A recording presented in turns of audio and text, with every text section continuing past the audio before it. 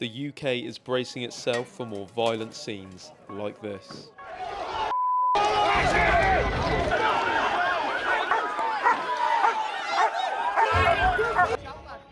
Following the brutal stabbing of 3 girls in Southport, Alice De Silva Agar, Elsie Stancombe and BB King, riots and protests have spread across the country.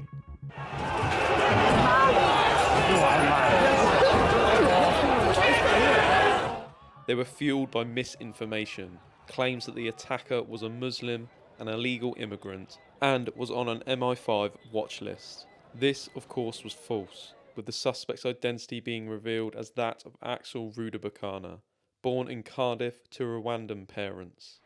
Nonetheless, far-right groups took to the streets of Southport, burning vehicles and hurling deadly missiles at the local mosque. Since then, multiple protests have been staged in many cities across the country, and most have descended into chaos. Most notably in Rotherham, protesters attacked a hotel that was housing asylum seekers. Scenes turned violent, with one police officer being dragged away injured from the scene. Rioters gained access to the building, and this video shows the aftermath of what was left behind. Elsewhere, in Belfast, during an anti-immigration protest, the shop of Abdul Qadar was targeted and burned during disorder in the area. We have an open mind of who is orchestrating and organising this. What we saw last night, we feel, was different from what we saw on Saturday.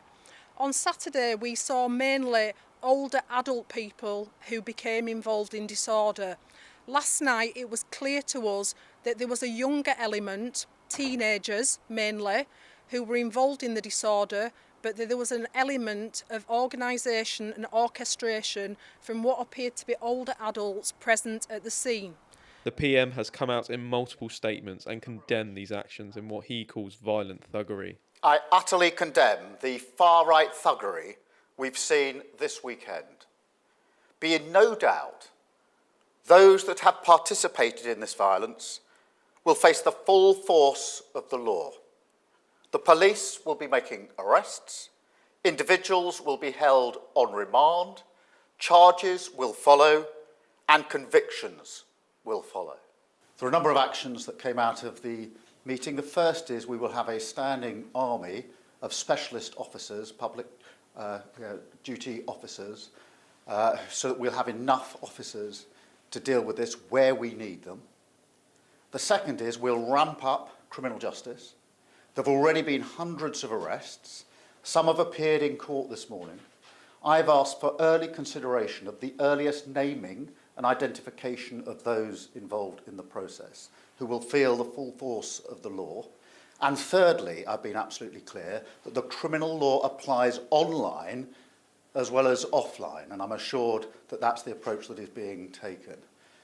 Whatever the apparent motivation, this is not protest, it is pure violence, and we will not tolerate attacks on mosques or our Muslim communities. Already, a handful of people identified to have taken part in violent protests have been charged and sentenced. Today, the first prison sentences have been handed down for offenders involved in the widespread and unacceptable disorder we saw in Southport and Liverpool last week.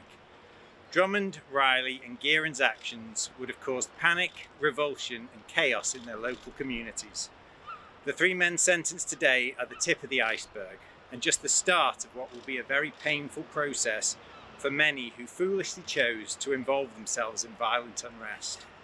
Many of those involved will be sent to prison for a long time.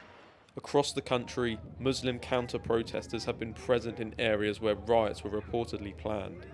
In Birmingham, those from the local community were out in number after reports of a planned far-right presence. It never materialised. However, video footage has shown members of this group appearing to be disorderly and in another video attacking a male outside of a pub. They were also seen on Sky News shouting at the camera during a live broadcast. But I think, apologies for the language you're hearing, but a sense of I think you can hear that. These scenes have led to owner of X, Elon Musk, calling out UK Prime Minister Keir Starmer and his approach to policing protests, using the hashtag 2-tier Keir in reference to the allegation of 2-tier policing in the UK. the claim that members from certain communities are policed differently from others. There's no two-tier policing. There is policing without fear or favour, exactly as it should be, exactly what I would expect and require. So that is a non-issue. The focus here is not on the apparent motivation of anybody involved in this. This is not protest. This is violence. It's violence on our streets being inflicted and targeted on communities, and we're not going to tolerate that in this country. This led to Met Police Commissioner Mark Rowley appearing to share his frustration by grabbing a reporter's microphone when asked about the issue. Are we going two-tier policing, sir? Police in Birmingham have also commented on events and their approach to policing. So what I would say in respect of two-tier policing is it doesn't exist in the West Midlands. So we are here to police without fear or favour. We do that across a broad spectrum. As I've said, we respect people's right to protest, and we will facilitate that right to protest. If people come and they are involved in criminality, we will deal with those people for criminality, regardless of what side of the protest group they're on. Do you appreciate his intervention? I don't think it's helpful at this moment in time. However, people have that right to express their opinions, and that's what Mr Musk has done. Now, fears are growing of further violence as protests have been planned across the country. Police forces are preparing for more chaotic scenes as right-wing protesters could clash with Muslim communities and those from other anti-far right organisations such as Antifa. Mark Rowley has sent a clear warning to those looking to cause trouble on UK streets, but also to those stirring hate online. So we'll throw the full force of the law at offenders, whether that's charging people with assaults, violent disorder, riot, and if terrorism offences are appropriate, I know the Director of Public Prosecutions has said he's prepared to consider that. We will throw the full force of the law at people. And whether you're in this country committing crimes on the streets or committing crimes from further afield online, we will come after you. Being a keyboard warrior does not make you safe from the law. You can be guilty of offences of incitement, of stirring up racial hatred. There are numerous terrorist offences regarding the sort of publishing of material. All of those offences are in play if people are provoking hatred and violence on the streets, and we will come after those individuals just as we will physically confront on the streets the thugs and the obs who are causing the problems for communities.